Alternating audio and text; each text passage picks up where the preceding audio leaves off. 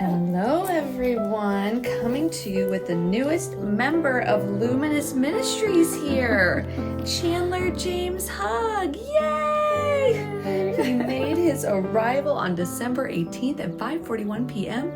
and we thought we would just quickly tell you a little bit of his birth story because it really is all about the cradle and the cross, truly. And you might be thinking, having a baby at Christmas, what a profound way to enter into the Nativity of Christ. And it was for me. Oh, it absolutely is. But it's also amazing, and this kept coming up in the homilies, how the cradle always involves the cross. Love always involves the cross. And that was absolutely true of this experience. So basically, everything that I wanted to have happen did not happen, which just goes to show we make our plans and God laughs. I'm just kidding. But we do make our plans and then life happens. But I didn't want to be induced. I had to be induced. I wanted to have a natural birth. And things got to be so painful that did not happen. I also wanted to not have a C-section, and spoiler alert, it ended with a C-section. But I was in labor for 36 hours and went in at 1 centimeter dilated. I guess we don't have to go into a ton of details, but bottom line, dilation did not continue to happen. He didn't drop. It all ended up being for the best, though, because they said I was never going to get him out. His head is 14 and a half inches. He was almost 9 pounds. He was much bigger than they thought he was. And his head was kind of cocked, so he wasn't getting into the birth canal.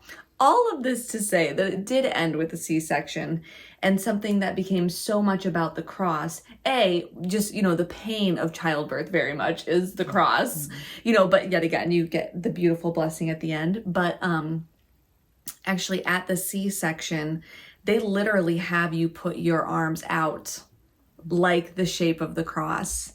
And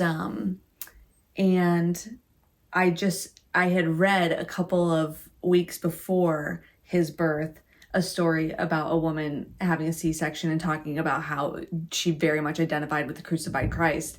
And I thought the same thing was running through my mind as I am, arms out like this, getting ready to bring him into the world. And it was such a profound experience of the crucified Christ and cross, even the fact that I had not been able to eat for over 24 hours. Oh, and we all know that Kristen gets very hangry, so that's serious. Yes. So, but it literally made me think of the anguish that Jesus went through, that he wasn't able to eat, that he was in all of this pain. But why did he do it? Out of the great love for us. Why did I do it? Out of the great love for him. And the other thing that was neat, though, and we've talked about this because Mom also had a C-section with Kyle. That little squirt had the umbilical cord. What was it wrapped around? His neck, his head, his shoulders. I mean, he was it was everywhere. Yeah, the anesthesiologist said he was not coming out of there. And unfortunately, we didn't know this until the very end of the labor. So I went Isn't that how it goes? I went through an entire labor and then had a C-section. I feel your pain. We identify with that. We like to make it exciting when we do birth. Oh, yeah. But something else we talked about, both having that experience and both loving our anesthesiologist, is that, along the way of Calvary, Christ had people who helped him. And we both feel so much gratitude to our anesthesiologist.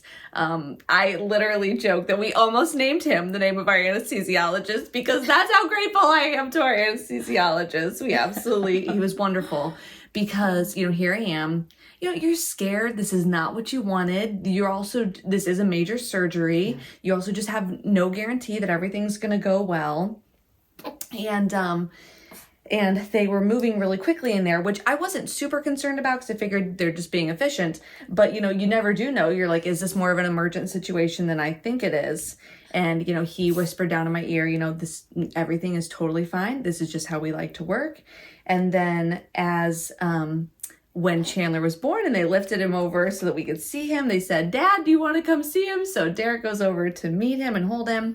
Derek brings Chandler back over and he's trying to hold the baby and hold my hand. So I've got one finger of Derek's And I'm like shaking like crazy. It was just how my body reacted to everything.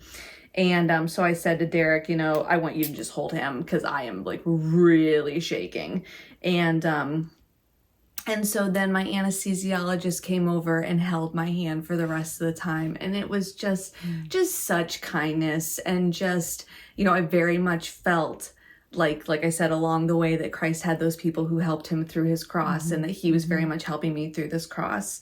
And I know you said you had the same experience. I had an interesting, well, in my case, I was an educator. I was teaching high school at the time that I had my first child, and this was my second child that I had the C-section with. And they came in and said, we have, 15, 16, 17 med students who we'd like to have witness a C-section. Would you mind if we allowed them in on this? So I was like, oh, how can I say no? I'm an educator. I need to allow this. So I said yes, but that made it even more stressful for me to have all of these people watching. But my anesthesiologist, I did not know him, and I couldn't see him while he had the cap on his head. He had the mask and all of that. And I could hear his voice, and he was right there. His head was right beside mine, and he was very calming, like you said, very calming, kept things under control. He was the one person in the room who was 100% paying attention to me and what I was going through. We both said that, that everyone else is focused on the surgery, getting the baby out, all of that, but they're the one person who's solely focused on you. Yeah. So the next day he came into my room, and I was in the restroom, and he said, hey, I just wanted to say, I didn't see him. But he said, I just wanted to say that, some people talk about unnecessary C-sections. Yours was not one of them. I guarantee you. I just wanted to let you know that. So I never saw him. I really never saw this man.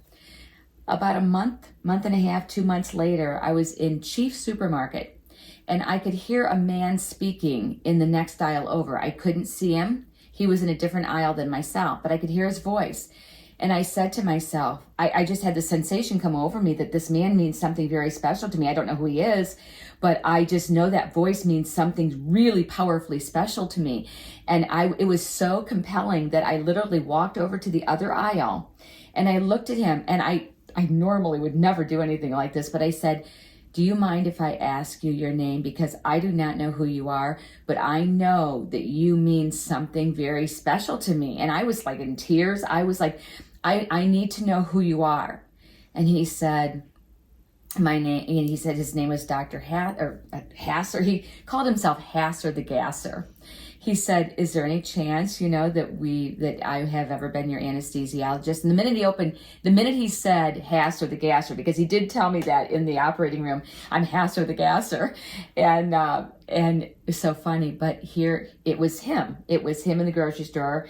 And I just said, I never did get to literally meet you and see your face, but I just want you to know how grateful I am for the wonderful care that you took of me and our son and everything that you did for me in that room. I'll never forget it. I'll never forget you. And I'll clearly never forget your voice, because I was in the other aisle and heard your voice. And, it just goes to show how God works through people, through people to help all of us through the crosses of life. Yeah. No, I've always, that story gives me chills, because it is amazing how we are Christ to other people. And that was all of our doctor, our nurses, the anesthesiologist, just everyone involved in our care was just so, so wonderful. And we are all the lactation consultants. I mean, just like I said, everyone. Yeah. And it was just such a profound experience. So then ended with, we got to take this little guy home, and then his very first outing was to, I'm going to cry, Christmas Eve Mass. And it was so powerful. My husband, I had a really hard time not just like crying the whole time, because having a baby at Christmas time is such a beautiful way to enter into the nativity. But something always to remember, that with every great blessing, love always involves the cross. But they say, after the cross, there is resurrection. And so we hope that you are still having a beautiful Christmas season, because it is still the Christmas season. And we hope that your 2022 is off to a fantastic start. Did we mention his name and what it means? Did we say that? Yeah. I didn't. I said his name, but yes. So we named him Chandler James Hugg, and Chandler means candle maker.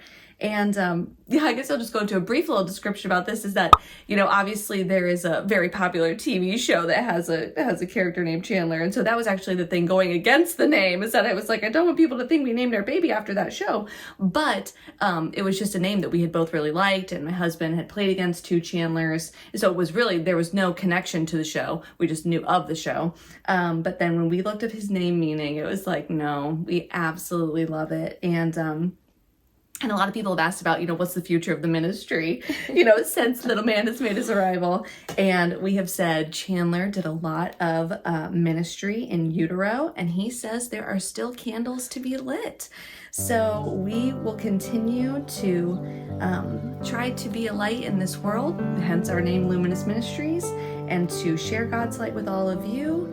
As you so share it with us, and as we've shared in this video, it is such a mutual exchange. And let's keep those candles burning brightly for the glory of God. Amen. And if you've been feeling so inspired by today's video and you'd like to support the mission of Luminous Ministries, please visit our website at www.luminousministries.com/donate. And support Chandler's College Fund. That's right. Can't get started on that too early, right? / his St. Pat's Fund. Yes. Yeah. Amen.